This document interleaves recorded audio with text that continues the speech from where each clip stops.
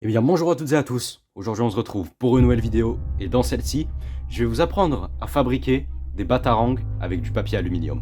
C'est parti. Pour le matériel, vraiment c'est assez simple. Il vous faudra tout d'abord un cutter avec une lame très bien aiguisée. Ensuite, il vous faudra un marteau, bien sûr du papier aluminium. Il vous faudra juste quelques feuilles. Ensuite, un ciseau bien coupant et surtout pas à bourron, de la colle forte, une feuille de papier et aussi un rouleau à pâtisserie. Pour commencer, vous allez prendre votre papier aluminium et vous allez venir prendre une assez longue feuille, comme ça devrait suffire, la couper et ensuite la mettre en boule.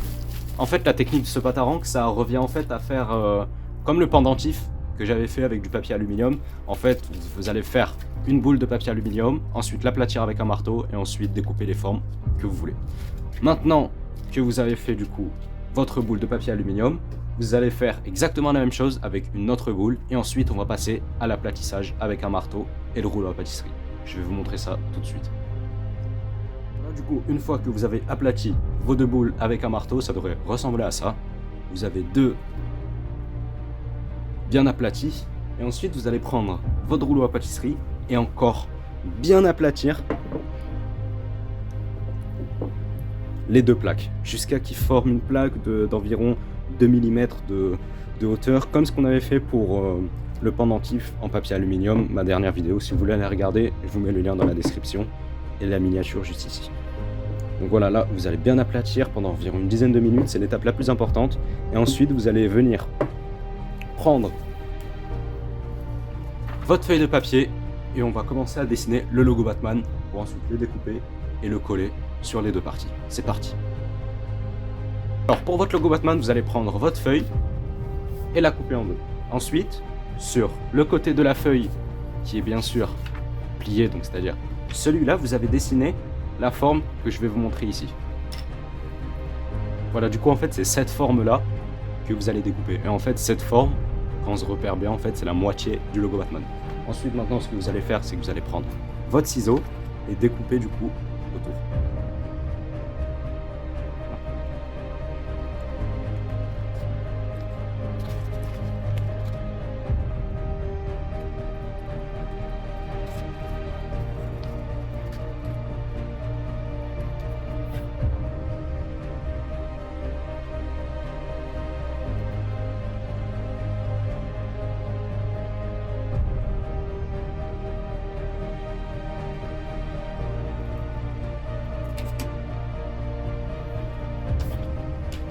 Donc voilà, une fois que vous avez découpé votre partie, on a notre logo Batman juste ici. Maintenant ce que vous allez faire, c'est que vous allez le couper en deux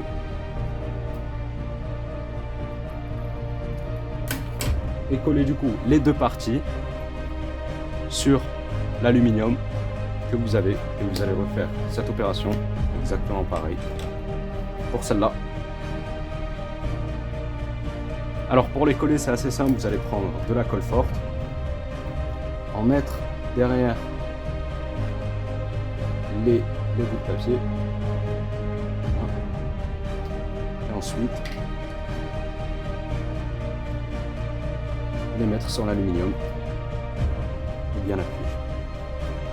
Donc voilà, là vous avez votre logo. Vous pouvez ensuite venir encore passer un petit coup de rouleau à pâtisserie. Ça s'imprègne bien. Et vous allez mettre ça de côté pour laisser la colle sécher et vous allez faire la même chose avec celui-là, voilà. Vous mettez de la colle.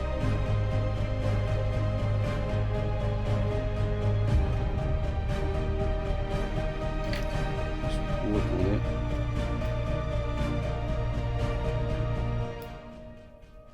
Et vous collez et vous pouvez encore passer un coup de rouleau à pâtisserie.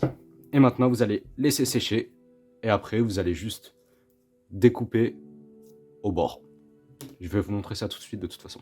Pour couper, vous allez soit prendre un ciseau pour commencer et ensuite un cutter, soit directement passer au cutter. En fait, ce que vous allez faire, c'est que vous allez d'abord couper les bras de la chauve-souris parce que c'est une ligne droite, c'est assez simple. Je vous conseille de couper ça au ciseau pour que vous soyez plus précis. c'est assez dur parce que l'aluminium est bien robuste au milieu de votre plaque. Et voilà, au moins essayez d'arriver le plus loin possible. Et ensuite, là, vous pouvez faire n'importe quoi, vous pouvez continuer. Parce que de toute façon, le bras, on l'a passé. Donc voilà, ça ressemble à ça.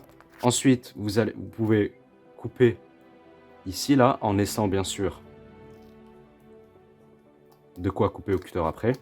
En fait, là, on coupe juste le surplus pour ensuite couper plus précisément et pour que ça soit plus précis ensuite, les bouts arrondis, etc. Et couper le surplus ici aussi. Et vous pouvez aussi couper là.